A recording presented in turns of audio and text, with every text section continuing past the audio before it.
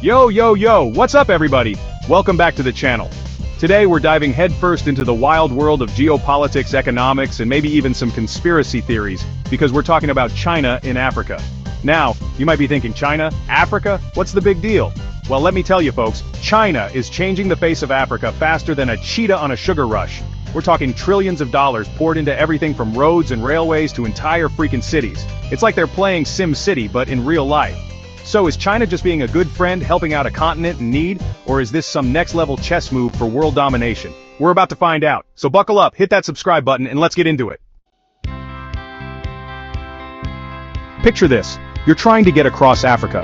Back in the day, this journey could take weeks, maybe even months. You'd be dodging potholes the size of small cars, navigating ancient train tracks, and probably losing a few years off your life expectancy in the process. But not anymore, my friends, because China has arrived with its big shiny trains and its even bigger checkbook. We're talking about thousands of miles of brand new high-speed rail lines crisscrossing the continent. The standard gauge railway in Kenya, the Ethiopia-Djibouti railway, these are just a few examples of China's railway revolution in Africa. And let me tell you, these are not your grandpa's trains. We're talking sleek modern locomotives that can haul goods and people at lightning speed. Journeys that used to take days are now being completed in hours. But of course, with all this shiny new infrastructure, there are questions. Some people say it's a win-win situation. Africa gets much-needed development, and China gets access to new markets and resources. Others, however, are a little more skeptical, pointing out that many of these projects are funded by loans from China, loans that some African countries are already struggling to repay. It's a classic case of, is this a good deal or a debt trap? And it's a question that's being debated fiercely across Africa and beyond.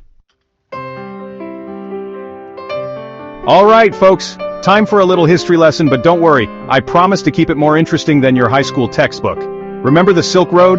That ancient network of trade routes that connected the East and West for centuries? Well, China is trying to bring it back, but with a 21st century twist. They call it the Belt and Road Initiative, or BRI for short. And let me tell you, it's ambitious. We're talking about a massive infrastructure project spanning multiple continents connecting Asia, Africa, Europe, and beyond. Think roads, railways, ports, pipelines, you name it, they're building it. And Africa is right at the heart of this global power play. China has poured billions into developing ports like Mombasa in Kenya and the Lekki Deep Sea Port in Nigeria, turning them into key hubs for trade and commerce. They're also investing heavily in infrastructure projects across the continent, from highways and power plants to special economic zones and industrial parks.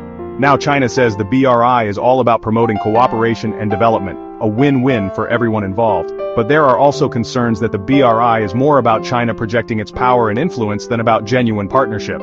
Critics point to the fact that many BRI projects are built by Chinese companies, using Chinese labor and materials. They argue that this doesn't do much to boost local economies or create jobs for Africans. So is the BRI a game changer for Africa or a new form of colonialism? It's a complex issue with no easy answers. We've talked about trains, we've talked about roads, but now let's talk about something even bigger, entire cities. That's right, folks. China isn't just building infrastructure in Africa, they're building entire urban landscapes from the ground up. And not just any cities, mind you, but smart cities, packed with the latest technology and designed to be models of efficiency and sustainability. Take Egypt's new capital, for example. This futuristic metropolis, still under construction, is being touted as a shining example of China's vision for urban development in Africa. With a planned population of over 6 million, it will be a sprawling hub for government, business, and technology, complete with skyscrapers, artificial intelligence, and all the latest gadgets. Then there's Konza Techno City in Kenya, which has been dubbed Africa's Silicon Valley. This ambitious project aims to create a high-tech hub for innovation and entrepreneurship, attracting global companies and investors to East Africa. And let's not forget about Kilamba, a sprawling multi-billion-dollar city built by China in Angola. Now, on the surface, these smart cities might seem like a dream come true for Africa. They promise modern housing, state-of-the-art infrastructure, and the potential for economic growth.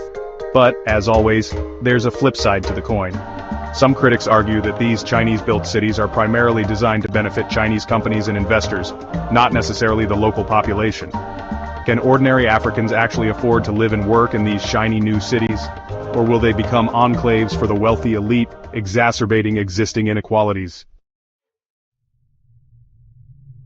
Okay, let's be real, folks. China isn't pouring billions into Africa out of the goodness of their hearts. They're not running a charity here. They're in it for something, and that something is resources. See, Africa is like a treasure chest of natural resources. Oil, gas, minerals, you name it, they got it. And China, with its booming economy and insatiable appetite for raw materials, needs those resources like a desert traveler needs water. We're talking about everything from cobalt, which is essential for those lithium-ion batteries that power our smartphones and electric cars, to copper, gold, diamonds, and rare earth minerals, all crucial for various industries. And China has been making some serious moves to secure its access to these resources.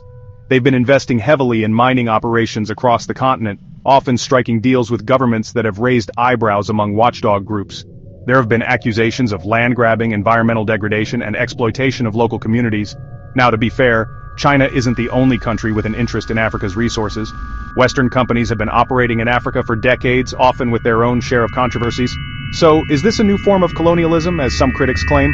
Or is it simply a pragmatic approach to securing the resources China needs to fuel its economic growth? It's a complex issue with no easy answers. Alright folks, we've talked about economics, we've talked about infrastructure, but now it's time to address the elephant in the room: China's growing military presence in Africa. Now, China has always maintained that its intentions in Africa are purely peaceful, focused on cooperation and development. But in recent years, there have been some developments that have raised eyebrows in Western capitals. For starters, China established its first overseas military base in Djibouti, a strategically located country at the entrance to the Red Sea. This move sent shockwaves through the region and beyond, signaling China's growing military ambitions.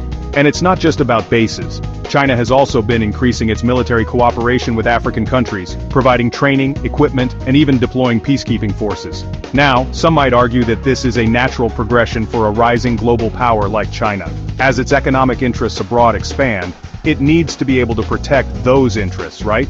But others are concerned that China's growing military footprint in Africa could have destabilizing consequences. They worry that China might use its military presence to prop up authoritarian regimes, or even intervene in regional conflicts. So, is China's military presence in Africa a cause for concern, or simply a sign of the times? It's a question that's being debated fiercely by policymakers and analysts around the world. So there you have it, folks. China's involvement in Africa is a complex and multifaceted issue with no easy answers. It's a story of development and opportunity, but also of debt, dependence, and potential exploitation. What's clear is that China is here to stay. They've made it abundantly clear that Africa is central to their long-term strategic plans. Is this a good thing for Africa? Is it a good thing for the world? That, my friends, is the billion-dollar question. Let me know your thoughts in the comments below. Don't forget to like, share, and subscribe for more deep dives into the wild world of